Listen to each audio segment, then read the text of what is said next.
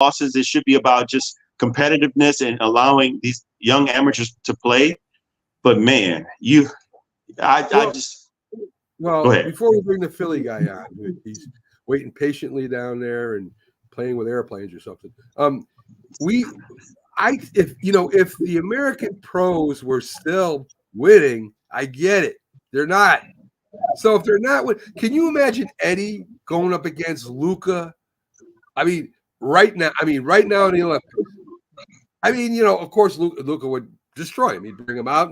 But what an experience for these college kids, man, that are going into the pros anyway.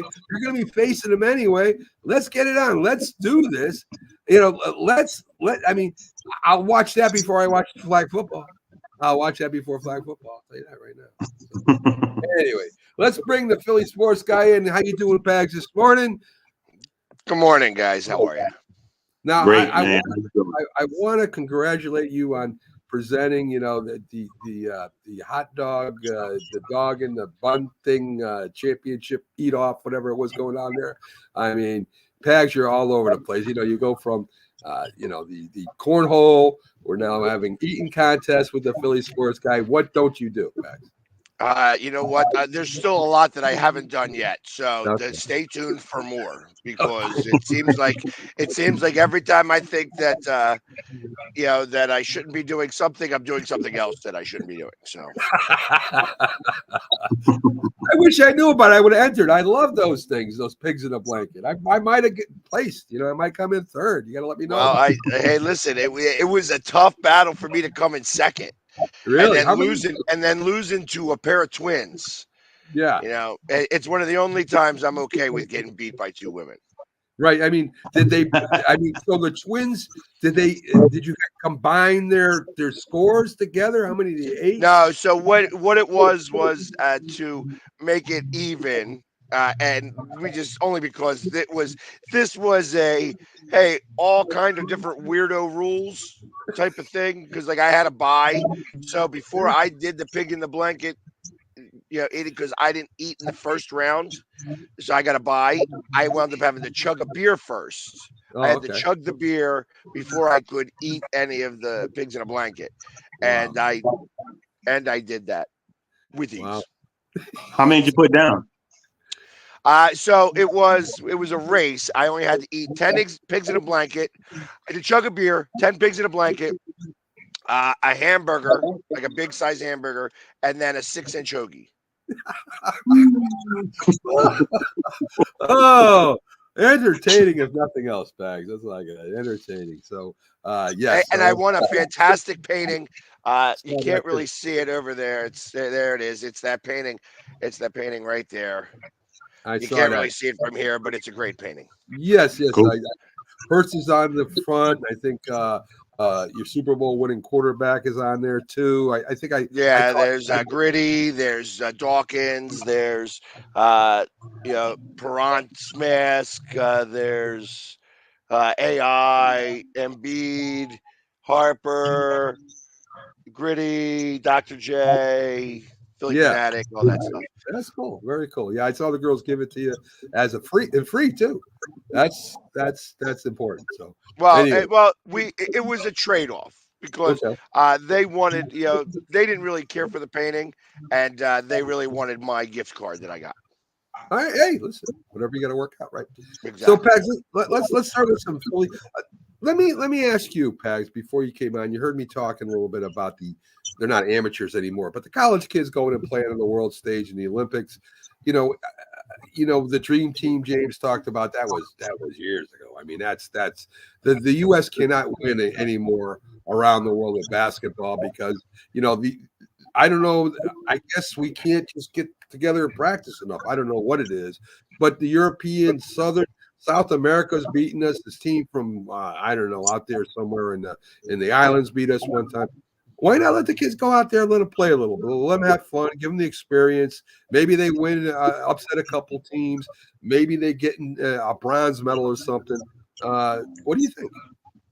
No, I don't think it works that way. And the reason why I don't think so is because once you started letting professionals be in the Olympics, it becomes a matter of local pride. Like it's that's the way it's supposed to be, like with anything.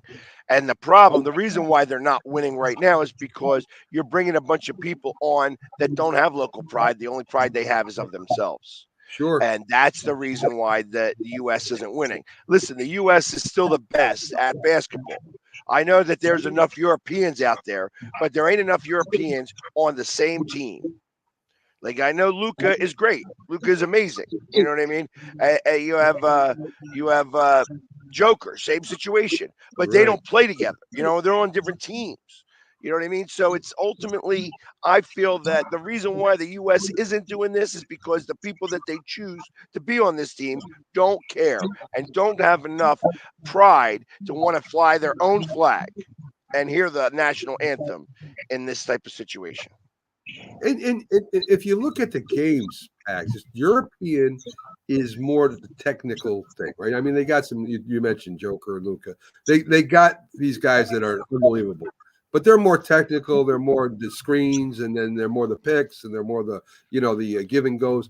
Where the United States are a lot one-on-one. They want to match up and take the ball by themselves. They don't give up the ball that much because, as you said, they're more into themselves. So I don't think this is why I don't think it matters.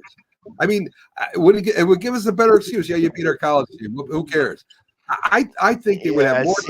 I think they would have more time to practice together. Pags, put a professional coach on there like they did before, or one of the better college coaches like they did before. I think they would have. At least they would get experience before going into the NBA. At the very least. Yeah, I don't. That's not how I feel about it. Like, first off, I don't like. Truth of the matter is that it should be like Jay Wright coaching. You know, Jay Wright should coach the Olympic team because he's the kind of he's like the right coach and the right mindset for that type of game. Yeah. You know, that's what happens there. So the college coach is really more suited for the Olympic game, and it doesn't matter who the players are.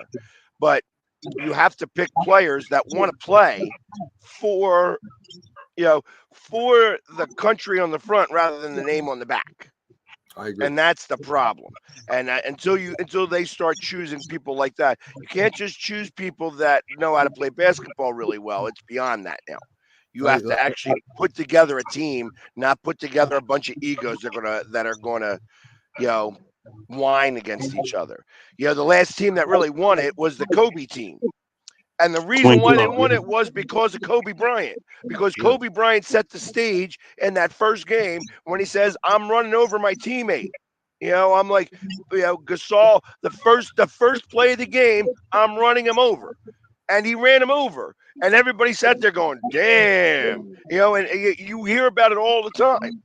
That was the defining moment of that Olympics when he says, "I don't care. I'm playing to win. We're winning the gold." That's the end of it.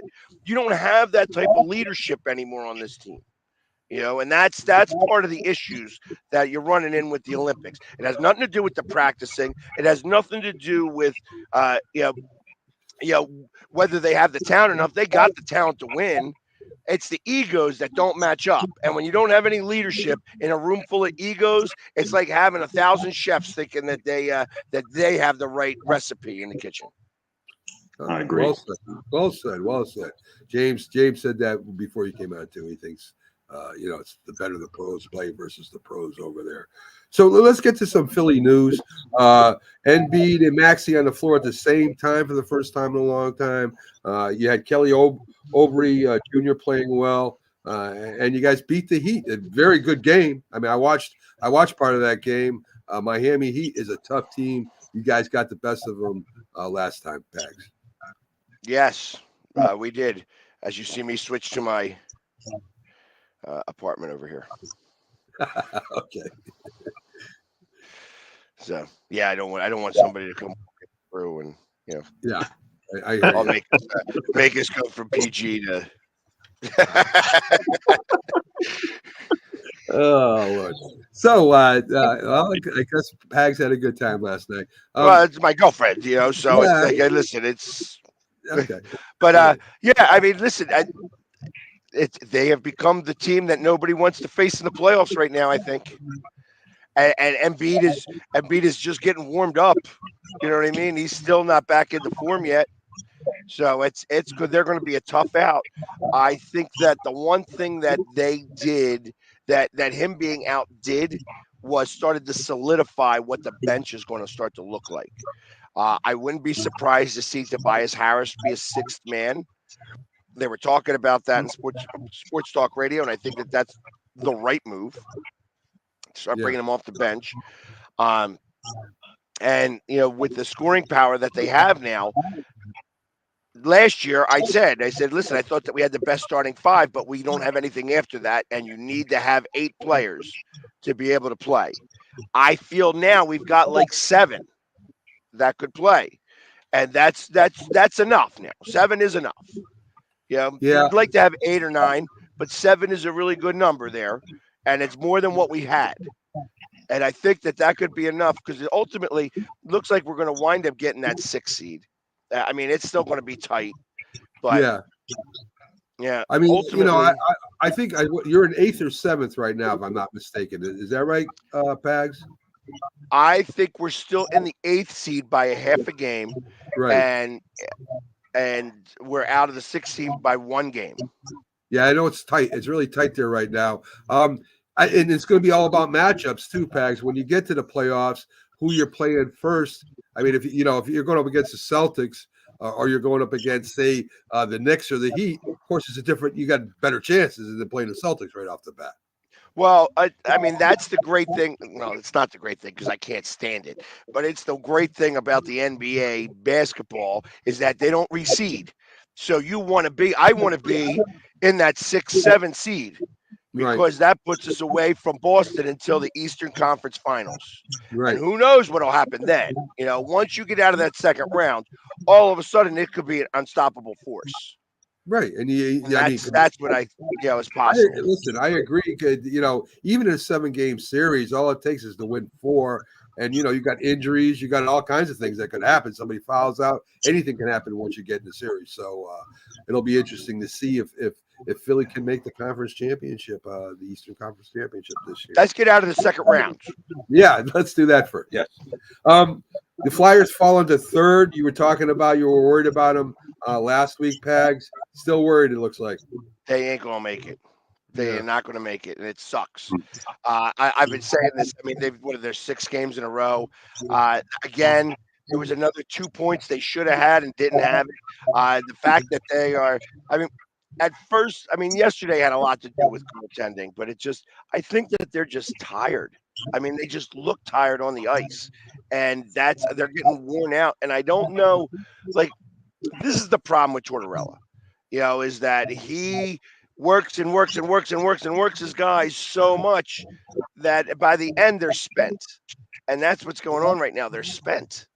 And I think he's working them too hard in between the games, and they look exhausted on the ice. Yeah. There's no reason to get beat 6-2.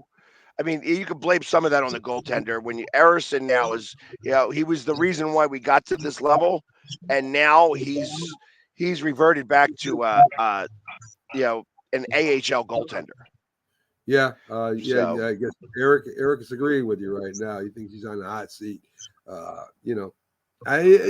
Listen, I wouldn't want to be a goalie in the NHL. That's for sure. That's got to be one of the hardest. I know you got a small net, but people are running into you. The puck's coming at you 100 miles an hour, and you're expected to save. That's got to be a tough thing to play. So. Yeah, but you better make the saves that you're supposed to make and not continually. Like the Erison was great all during the season, and now all of a sudden is really starting to fall apart. Yeah. Maybe he's tired too, Pags. Right? He might be. Let's see. Let's talk a little about the Phillies. They're starting to turn it around now. Nola has a good game, bounces back, Pags. I think you were at that game, if I'm not mistaken. I know you're at a lot of the Phillies games. So, those 2 rain days I was not at because I knew that there was going to be a lot of rain. And listen, I melt in the rain. Let's be honest. Yes. So I wasn't really interested in going to those games, but obviously I've been watching them, and it's been like I said, you can't win a championship, in April, so I'm not really concerned about that. Right. And that's for sure. And it's very early, and everybody gets everybody gets excited about, the Yankees are out fast. Yeah, well, this is far from over. Let's see what happens when we hit July, and then we'll really start talking about what's going on. Yeah, there's a whole little new level of Yankees fans that come onto my page. Thanks, Doc. So hey, listen, you're getting to beat the New York Pulse there over there, Pag. You've seen how many New York fans you got out there. yeah, So, well, it is kind of amusing to me because I never get to see the show. I just know that it's on my page, and it's Right. like I'm getting these likes and stuff like that. I'm like, Yeah. I hate the Yankees. One One day I'm just going to pop on the show. You know what I mean? That's what's going to happen. All of a sudden, I'm That'd going to be pop in cool. and be like, let's go Phillies, and then jump off again. That'd be cool. That would be cool. That'd be cool. Doc would love it too. The Eagles signed Jordan Mailata contract extension, 66 million Pags. I'm not sure exactly how much the guaranteed money. I think it's around 40-something million, if I'm not mistaken. Listen, he's a nasty tackle, Pack. He's a nasty player. He's a lifer, and he's a lifer. He's a lifer. Yeah. He's going to be here. He's going to be here till he retires. The Eagles are really good at taking care of the people that are going to be protecting the line for a long time. And this line's going to be together for a long time. You got Dickerson now to 28. You've got Mailata to 28. Lane Johnson's probably on his last year or two. You've got Juergens, which is going to take over for center. He's the next one to lock up. We're going to need to get another guard or tackle that's going to have to come into the mix here. And I expect that they're going to probably get that in their first 3 picks, because typically the Eagles do not like having offensive linemen play in the first year. Typically, there's different reasons for that, but they want them to get accustomed to the NFL game, and you have to go through Statland Academy, to be able to get onto the field, and it's been working for them. So I expect this offensive line to be solidified for a real long time, and you know how I feel about that. That's where championships are made, on the offensive and defensive line. And I really haven't touched on this before. And James, normally that's what they do with quarterbacks, right? They let them sit a couple years before they let them play. It's unheard of to do that with offensive linemen. I mean, nobody else does that I know of.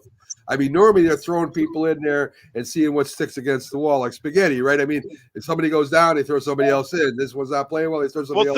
Think about that with Neal. I mean, think about Neal. If he was like, I expect Neal to be a good offensive lineman, but he has not had a good couple years to start. Right. You know what I mean? Because he had to get thrown right in there. He had to become the anchor of that line immediately. Right. And that's not the easiest thing in the world to do. No, it's for not. anybody. Yeah. This is the NFL, and you're going up against the best every week. It takes time, and if you don't have that structure, and thank God the Eagles have it. You know what I mean? It took them a long time to get it, but that's how Jeff Stoutland wants to do it. If there is an under coach of the year every year, I mean it's him, because they don't really give up a lot of sacks. All the sacks they give up are more timing sacks and him running around in the wrong direction or whatever and getting caught.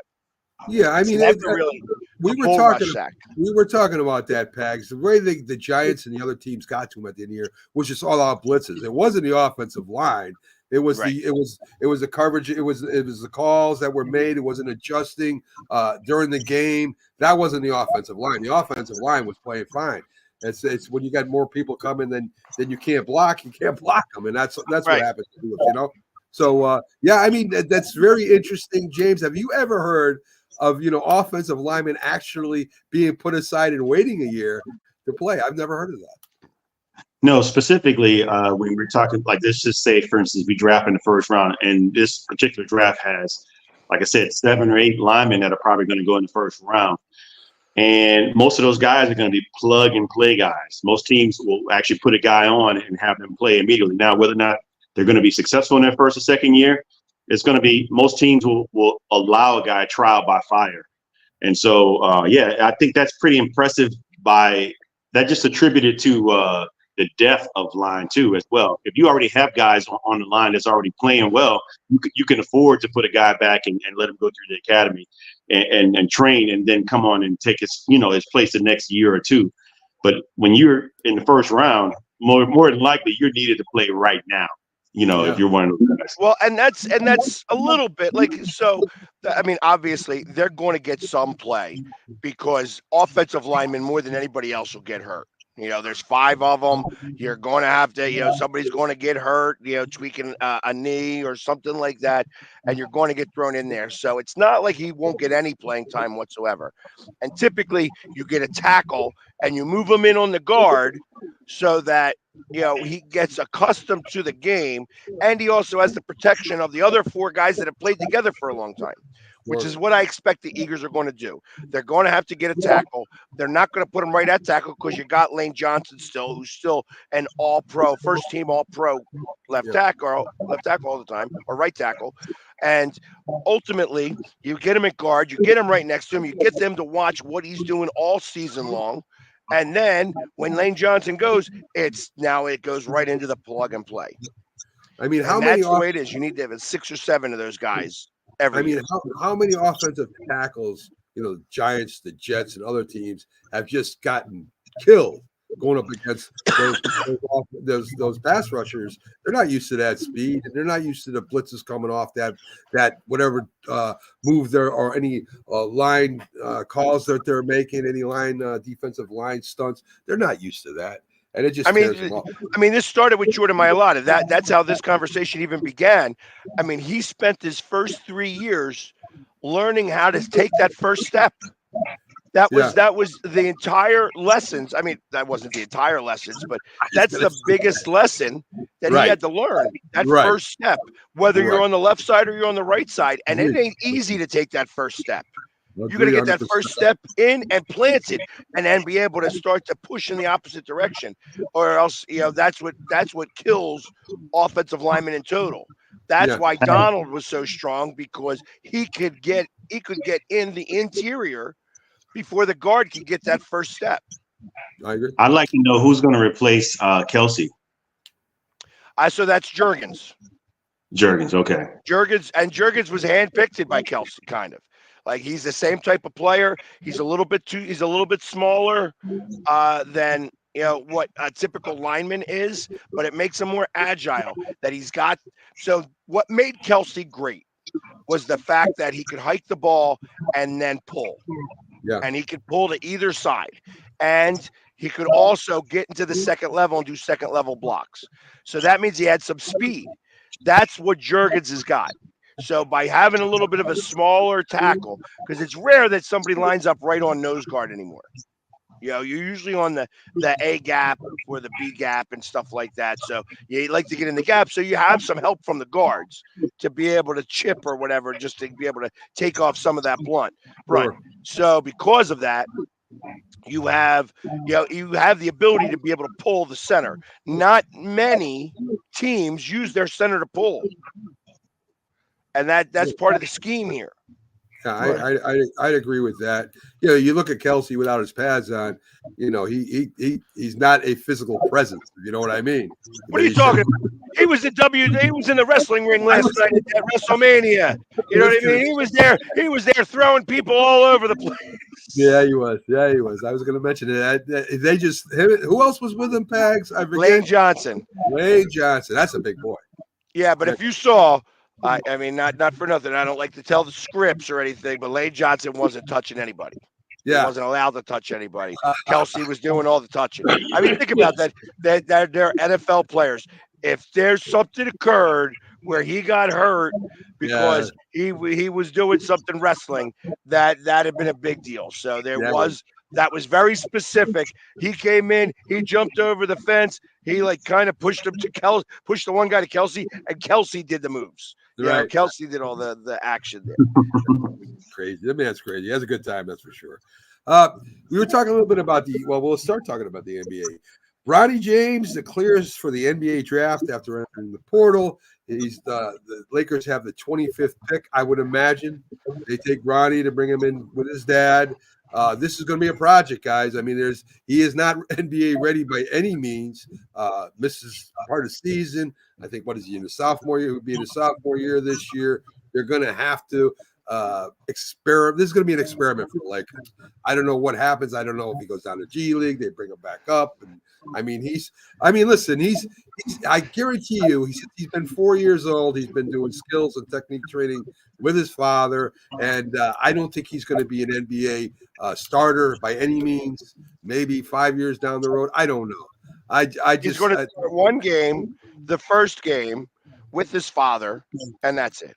Yes, and in the last one, maybe Pags, he goes out for the ovation, the last game of the season, whatever that is. I mean, I don't get it. I haven't gotten it since we started covering Bronny James and LeBron. I don't get it.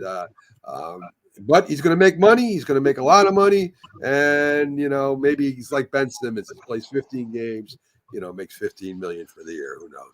So, James, you're just kind of shaking your head. You haven't said anything yet. I know you think Bronny is a future All-Star. I know you're thinking right now.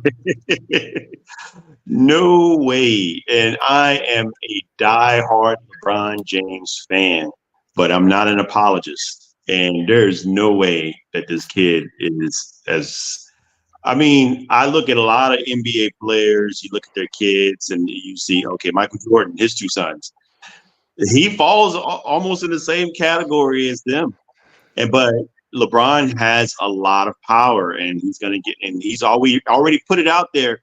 LeBron should have been in psychology, because he put this out years ago that he wanted a chance to play one day. He wanted to be in the game long enough to play with his son. And so now it's coming into fruition. I mean, he's got the Lakers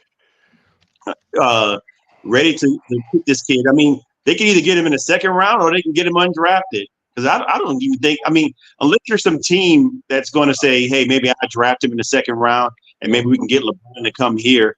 I don't know. James, they got the 25th pick. I guarantee you, I will bet you $100 right now they take Bronny with the 25th pick. That's going to happen. LeBron's going to make sure that happens. I guarantee you. I don't think they're going to pick him in the first round. Oh, yeah. He's first round material. I'm telling you, he's going to play with LeBron, and that's what LeBron wants, and that's exactly what's going to happen. They will not take the chance of Bronny. Can you imagine if another team took Bronny? That would be LeBron James would have a total fit, especially the way the Lakers are playing right now. They're playing really good basketball. They have a chance.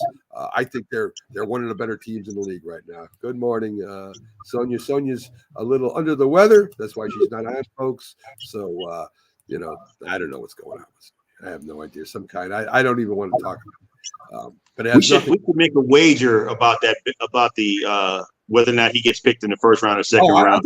I tell you. I guarantee it. Guarantee it. Okay. Here's what I think. If I'm the Golden State Warriors, I'm taking him just to piss off the Lakers. That would be great. No, that would be great. That would be great. And they would, and LeBron James would be ticked off too. Can you imagine him matched up against his father? I mean, he's on the court against LeBron.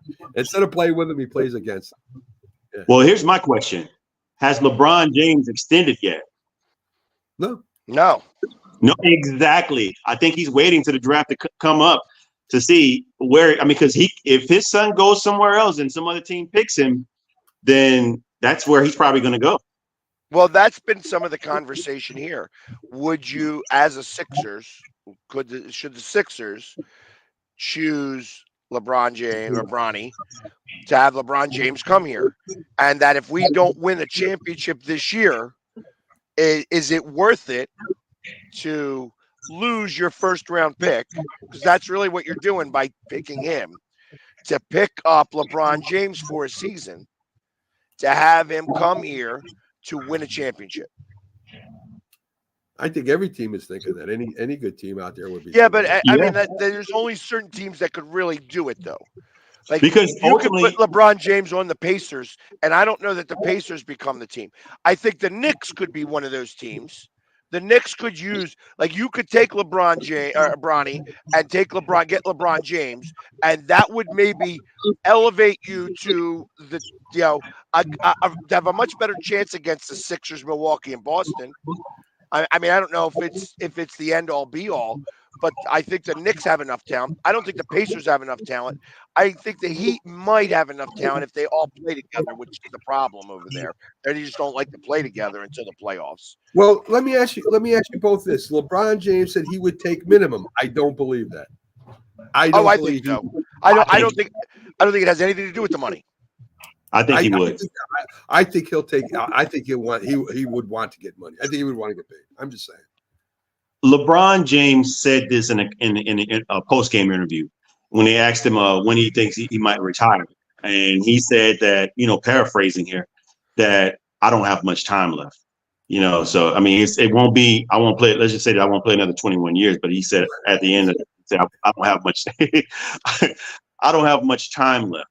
And so to me, LeBron is always a cryptic guy. He puts things out there so you kind of have an idea of what he might do. He plays chess, and I think he plays chess with like these other teams. They're hearing this. Okay, you haven't signed a contract yet. Like Pac said, it's probably going to be a team that said, well, why don't we draft this guy, Bronny? Because ultimately what you're doing is you're not just drafting him, you're drafting LeBron James for a year or two.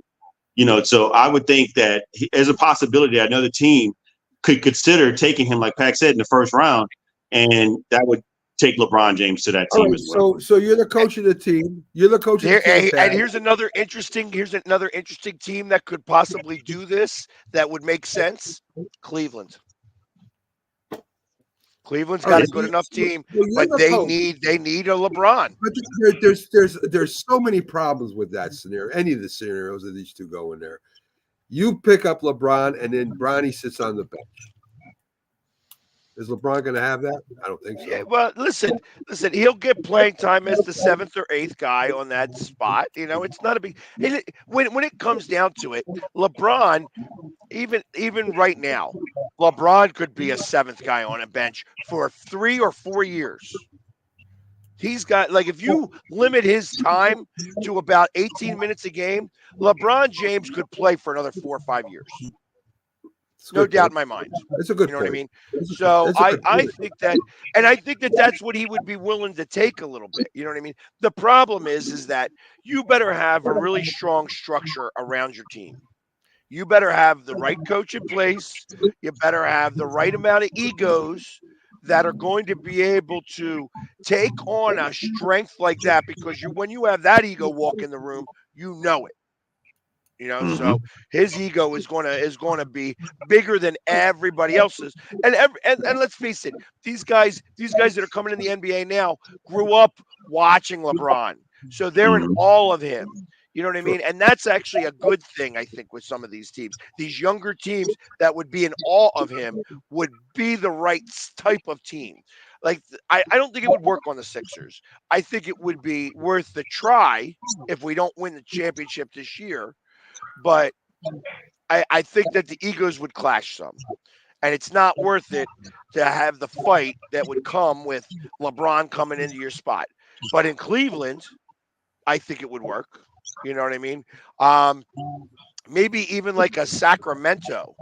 Or how about think about an OKC? Maybe. Oklahoma City. Maybe, because and they've got like 18 picks. So you could waste one of your picks on LeBron and have LeBron come. And think about LeBron being a 6th man on that team. That would solidify. The Cleveland has a better storyline. I mean, he's coming home to retire, that kind of thing. Yeah. I agree. I think that's I don't think Cleveland has the same amount of picks. So, but that's what makes me think OKC could be the team that actually takes the flyer on them, because I think they have like 3 first-round picks, and they've got a really strong team. And I think that next year they have 3 first-round picks, and the following year they have 3 first-round picks. So it's like, they have really set themselves up in such a way, and they're already the top seed in the West, or just about. So I mean, think about something like that would really doing that could possibly put you over the top. And imagine having a team like that take Bronny, get LeBron, and win a championship. That the father son get to hold the championship trophy up together. That's then you retire. At that point, I did everything I've wanted to accomplish. I've won NBA championships. I got to hold the championship with my one son. Because the second son, who's the much better basketball player, is still what, 4 or 5 years out. Yeah. Right. Yeah. So it's not close. I mean, there's a lot of stories that could come, and there are a few teams that could benefit. I mean, could you imagine could you imagine them with Wembanyama? I mean, could you imagine them going over there with Bronny and that? That would be incredible too, Pax. I mean, there's a few teams I think that could be in the mix for me if and when this happens. Speaking of Milwaukee Bucks, we haven't spoken about it yet, but we're going to speak about them now. They're looking for answers. Doc is there. They've lost 3 out of the last 4 games. They're definitely not playoff ready right at this point. Damian Lillard was supposed to be the answer all, and then they get rid of their coach. So, I know Pags is happy. I'm happy that this is happening right now against Philly, and the Knicks a little better outlook going into the playoffs if they got to match up against these guys. But if you got Giannis, Pags, I mean, you got a shot at any game. No, I think that this is where you actually lose by coaching. I mean, I've learned now that Doc is not a very good coach. That's the problem. Like he coaches by ego. That's like he's won a championship on the floor. He's won a championship with the Celtics that you coaching could have won the championship with that Celtics. Me coaching could have won the championship with that Celtics. So I disregard that championship. But there's nobody else that has lost more 3-1 leads in playoff series than Doc Rivers. And I suspect that that's going to happen again this year. That they're going to take a lead in the playoff series and blow it. And because that's what Doc does. He's good at blowing it. James, if I'm the former coach, I'm sitting back right now with a mixed drink, just watching the team and cheering Doc Rivers and giving me all this money for doing nothing. Thank you, Milwaukee, for getting me out of that place. And maybe I get another team in the next couple of years. Doc Rivers is almost like, and forgive me if anybody out there that might be offended, but he's like a Rashid Rice. He's driving a Lamborghini, but he crashes. He takes really nice cars and doesn't win with them. And he's had the Clippers. He's had Boston. They won one championship, like you said, but they went to another loss to the Lakers. But he's also had the 76ers, man. It just, and now they made a lateral move with this coaching position. It's not like they took on Phil Jackson and said, okay, we're going to, if they took on Phil Jackson or something right now, I think this team would be in better position to win a championship. There's no way that they win with Doc Rivers, man. It's just his record shows it. His history. It just shows it. It's not going to happen. It should have just kept the guy today. I don't know. There must have been some internal rift or strife, something going on for them to get rid of him because they were number 2 in the East. There's no way that you get rid of a guy when we're winning. So here's the problem. The reason why they got rid of him was because he was trying to preach defense, knowing that this team ain't got no defense. And that's the problem. So that's the reason why when they got Damian Lillard, they got rid of every bit of defense they had. So now they ain't got no, but Drew Holiday was the glue. Drew Holiday was like the Iguodala of the Warriors. He was the guy who played the amazing defense, who was able to get there and stick guys, and that forces the shot. He misses the shot. You get the rebound. You go down the other way, and you put 2 points in. They didn't need to go after the 3-pointer and stuff like that. Now they're based all off of the 3-pointer because they got Damian Lillard, and you see these games that they're losing 135 to 128. Well, you ain't going to win a lot of games like that. If you got to score over 130 points to win games, you're not going to win a lot. Okay, I agree with that. I mean, he must have some charisma or something when he's talking. And he's got to have charisma or something for him to get these jobs. So He gets in the door. Yeah, let's talk a little bit about the betting in the NBA, and I think Keith brought it up earlier, right? The fans now are starting to yell at the players because their bets aren't coming through, whether it's rebounds or whether it's a point spread, or instead of like Pags would heckle somebody for missing a foul shot. Now they're starting to heckle the players, like, how come you didn't go for that rebound? You didn't do this, you didn't do that. And they're going to social. They're on Twitter, and they're saying things about him like it's fixed. And I'm not going to disagree. At some point, I'll bring up an example that I think it might have been. Point I'm saying is, here's what happens when you get betting involved in sports, especially the NBA, where it has been fixed before. It happened in college, where some referee fixed the game, and now when things happen, they all think it's fixed. Pags. Listen.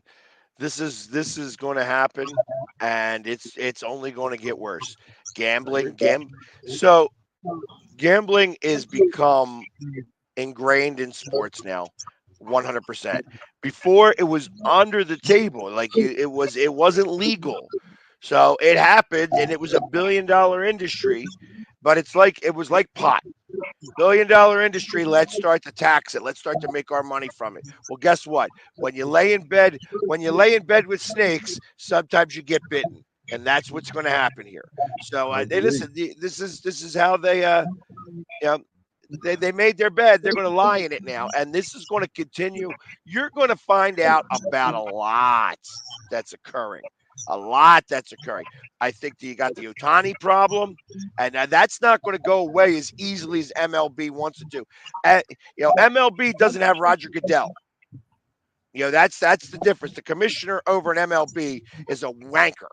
You know what I mean? He sucks. And so if you had Roger Goodell, it would already have been taken care of and done. They're like, hey, listen, you are suspended for 20 games under the thought that you were gambling. We don't know, and we're going to do our investigation, but right now you're suspended for 20 games. End of story. Right. And then after that, when you come back from those 20 games, we did some investigation. It's still inconclusive, but now you've already suffered a punishment. The same thing with that ball. I mean, I don't mean to change the subject, but because I know I didn't get a chance to talk about Ohtani. That the way that the Dodgers did that family about the first home run. You didn't hear about that? I'm not sure, Pags. Where Ohtani hit his first home run in Dodger Stadium, and he wanted the ball back, and they separated the woman and the husband, and they gave her like a signed hat. It was no meet and greet, no nothing. It was such a botch job by the Dodgers. They just right like the Dodgers organization, crappy. So, yes. But anyways, it's you're going to get that to go back to what we were talking about with the gambling. You got the Ohtani situation. You already had a situation in basketball before. Do I think that people are not getting the rebounds because they know that they only need to get 7 rebounds and they want to make sure that guy doesn't hit his parlay?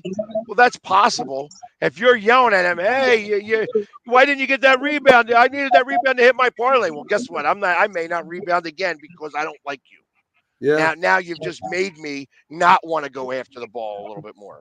And James, and with the way it is today, they're holding their phones now in real time. They know what the bet is, and they can bet in real time. Before with the old bookie, you bet before the game, either won or you lost. Now you can bet on everything as the game is going on, and this just ramps them up more. Technology. I read this book once in college. It was John Adams, and in the book, he was talking about how he went over to Europe, and he traveled by a ship. It took 2 months to get there.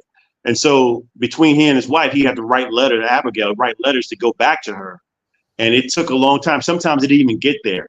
So my point in saying that is like now you can just take your finger and hit send and things are instantly there. So yes, that dramatically changes how things are done and how fast things are done and it allows the door for unscrupulous activities to be quicker and done faster as well.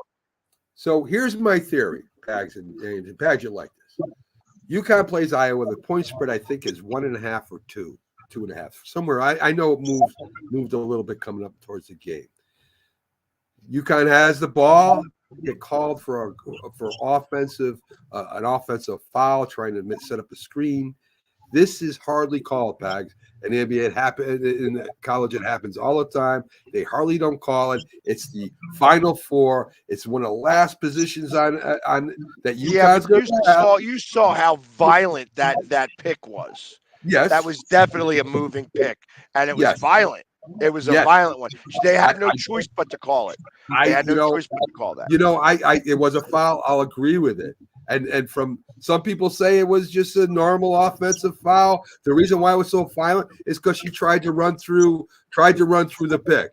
So some people are saying it's more her fault that it was that violent than it was because she just basically went in front of her and moved towards her. Anyway, difference of opinion. The point being is that this leaves it open. The gambling makes people think, hey, they did this because everybody was betting on UConn, or everybody was betting on Iowa, or whatever the case may be. This is the connection that they're going to have because of gambling tax. You know what? People need to complain about the fact that they bet on the wrong side, and it doesn't matter. They're always going to do that. It's always the smallest majority who are going to cry the loudest, and that's kind of what occurs there. So I'm not. They're always going to be the loud. Listen, that was a great game. That was an amazing game. And that was absolutely a foul. Like I said, whether it was because it was so egregious because she was running that hard and she put her elbow and her knee out to block, or the fact that she put her elbow and her knee out to block and it hit and that collision was just really hard. Either way, it didn't matter. There's still wound up being 3 seconds left, and Iowa wound up with the ball again, and then wound up with the ball again, and then wound up with the ball again. So it didn't matter. You know what I mean? They had a couple opportunities to make it right, and they still didn't make it right. I agree. Listen, great defense on Caitlin Clark by UConn. I expect South Carolina to do the same thing. Keep pressure on her the whole game instead of just the half, though. That was a problem. UConn doesn't have the bench that these other teams do because of injuries. They couldn't keep it up the whole game. If they could have, UConn wins that game. South Carolina has the bench. They will. I think South Carolina wins that game. There's no doubt in my mind. I don't care if Caitlin Clark gets 30 points. They're not going to win that game. So, it should be a good one. Hey, great for the women getting all the coverage now. Incredible year. Great stars. And UConn signed 3 All-Americans, the McDonald All-Americans. Number 1, number 3, and number 18. They're going to be stacked again. There's no place like playing basketball in UConn. They started it. They made it huge. And with Gino Auriemma there, it will continue on. So, UConn will be back stronger than ever next year. Guys, thanks for coming in. Thanks. I mean, I think this is a record for likes and loves on this show. All the views. Having the Philly sports guy on there doesn't hurt us at all doing that. So, again, thanks for tuning in. Thanks for all the comments. Pags, thanks for always. And Pags, before we go, you're going to be live with us from the draft room. I'm betting on it this year. Not outside, right? It's going to be inside. Should be better. I hope so. I got to figure out a way. I'm going to have to get new earbuds so that I'm going to be able to hear you guys, and you guys are going to be able to hear me. Yeah. So that's I got to get that contract extension so that I can afford. Yeah, that's coming. We're talking about it. Me and Jack. Hey, I was going to say, when does Jack come off suspension? Sometimes I have to do what I have to do, Bags. James, you wanted to say something before we about the basketball? I want to give my picks. I picked South Carolina like you, but I like the upset with Purdue. I picked Purdue. I like Purdue. I just think UConn's a better team, overall team than Purdue. That's all. They very well be, but in 2007, the Patriots were a better team than the Giants. We're going back to 2007. Is that what we're going to do? 2011, they were better than us too. So whatever. They were better than Philadelphia too, with their substitute quarterback, and Philly beat them. So I mean, come on. Oh my goodness. I'll get back to shine there. Anyway, folks, again, thanks for coming in. Thanks to Keith Engel for being in early. James, great job for 2 hours. I think that's me and you were on the show all day today, or all for the whole 2 hours. Anyway, not all day. That's crazy. Draft night will be all night. I hate it and I love it at the same time. We'll have a bunch of shows on Roku this year going off hour by hour. So join us for that. And we'll see you tomorrow on NESSP in the morning, followed by Glove Fist, and start spreading the news and all that good stuff. So stay with Roku all day, folks. We love you. Have a great Sunday and go to church.